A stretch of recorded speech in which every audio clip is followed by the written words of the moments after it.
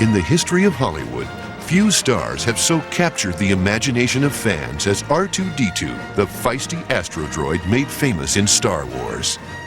Yet his background, even after 25 years in the limelight, remains a mystery. I think he said he worked in like catering or something. He was a stunt unit, he was a stunt droid. He trained with the June Taylor dancers years ago, and he was just, you know, he's a hoofer. I'm not real sure that accent is like the real deal. You know, I mean, homeboy is probably like from Detroit or somewhere. Born in the sleepy London suburb of Bollocks, R2-D2's greatest early influence was his father, a third-generation mounted policeman. But from an early age, R2 was destined to disappoint him. Dad always expected us to follow in his footsteps, but we couldn't get Reg to get his leg over the steed, so at that point my father started treating him differently. Unable to please a father he adored, R2 sought approval elsewhere. He went off to acting school. You know, he always liked being the center of attention, so it sort of fit, didn't it? In the freewheeling London of the 1960s, R2 discovered a freedom he never dreamed of back in Bollocks. For the first time in his life, R2 felt like he belonged. He was doing Panto up in Bristol, and he was doing an amazing production in A Christmas Carol. He was Tiny Tim. R2's creative talents went beyond acting. Along the way, he met a man who would become a lifelong friend. We had an interest in music, and we were both drummers. I grew up at the time of the Beatles, playing in the clubs, and we often jammed together. Those were good times, and that was, I think music was his outlet. I think he liked being in the spotlight. Father was singularly unimpressed. Tortured by his father's rejection, R2 poured himself into music. He was partying with Ringo, having tea with Hendrix, and that was the summer of love. He headed west to the epicenter and ended up running with some really radical people in California. I first met R2 many years ago. He was just a young, aspiring droid, you know, innocent and very sweet-natured. He doesn't even remember me now. I'd heard that he was doing some experimental dance.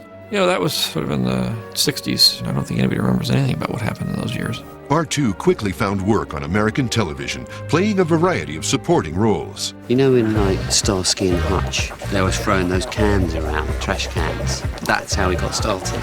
He did a couple stints on That's My Mama. True to Hollywood tradition, R2 had a series of tumultuous love affairs. Well, I always liked short guys, and he was my ultimate short guy. He had that one great eye. I loved looking into that eye. We actually tried to get him, R2-D2, in The Godfather. If I remember correctly, he wanted him for the Michael Corleone role.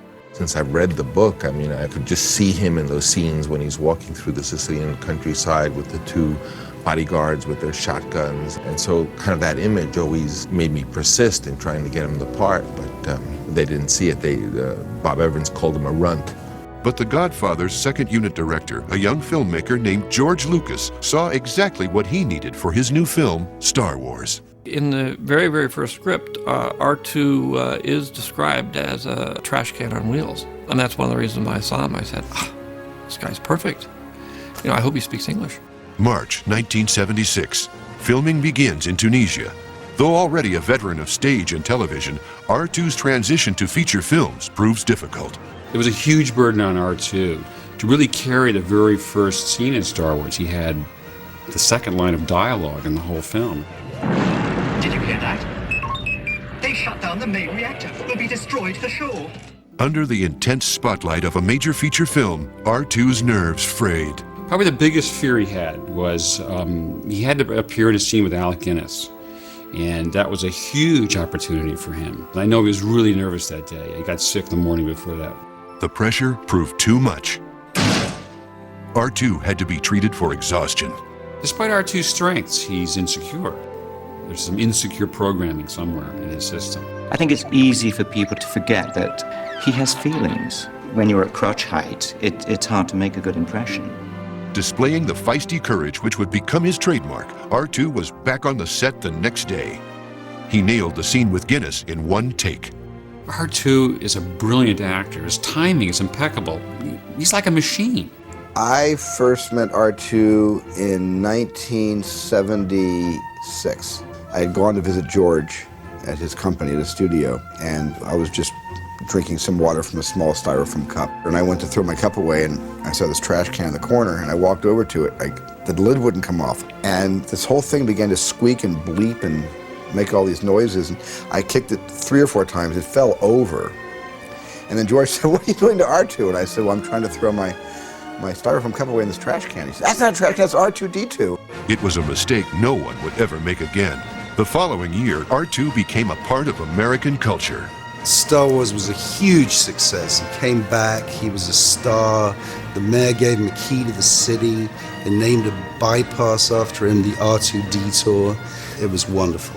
There was only one thing missing from R2's triumphant return home. Dad was unimpressed, so he refused to acknowledge Reg's accomplishments. R2's troubled relationship with his father would haunt him all his life. In upcoming installments, Hollywood glory leads to excess and a deadly combination of drugs, You know, he's been...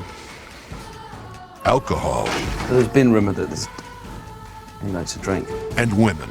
It's these girls, man, in these short dresses and these tight clothes, man. It's like it's something he hadn't been exposed to. Next time on R2-D2, Beneath the Dome.